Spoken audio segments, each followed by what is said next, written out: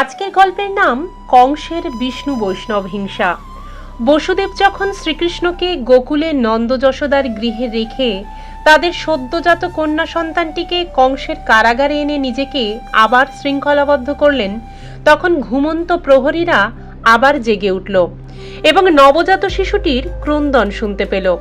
কংস শিশু জন্মের সংবাদের প্রতীক্ষাই করছিল।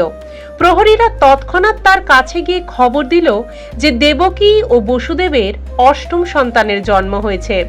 তখন কংস তড়িৎস্পৃষ্টের মতন তার বিছানার থেকে উঠে পড়ল এবং চিৎকার করে বলল, এখন আমার নিষ্ঠুর মৃত্যুর জন্ম হয়েছে। তার মৃত্যুর আগমন উপলব্ধি করতে পেরেই কংস কিংকর্তব্য বিমূঢ় হয়ে পড়ল এবং ভয়ে তার সমস্ত শরীর রোমাঞ্চিত হয়ে উঠল।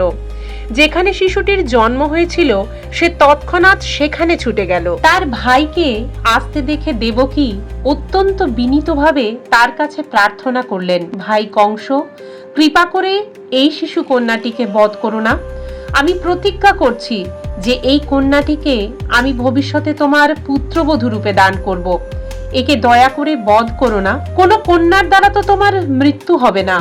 দৈববাণী হয়েছিল যে পুত্র সন্তানের দ্বারা তোমার মৃত্যু হবে। সুতরাং এই কন্যাটিকে দয়া করে হত্যা করো না। ভাই কংস, তুমি আমার বহু সন্তানকে জন্মের পরই হত্যা করেছ। তারা সূর্যের মতন জ্যোতির্ময় ছিল। সেটা তোমার দোষ নয়। তোমার আসরিক বন্ধুদের প্ররোচনায় তুমি আমার সন্তানদের হত্যা করেছ।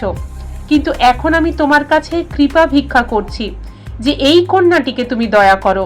আমার একমাত্র কন্যা রূপে একে তুমি বেঁচে থাকতে দাও।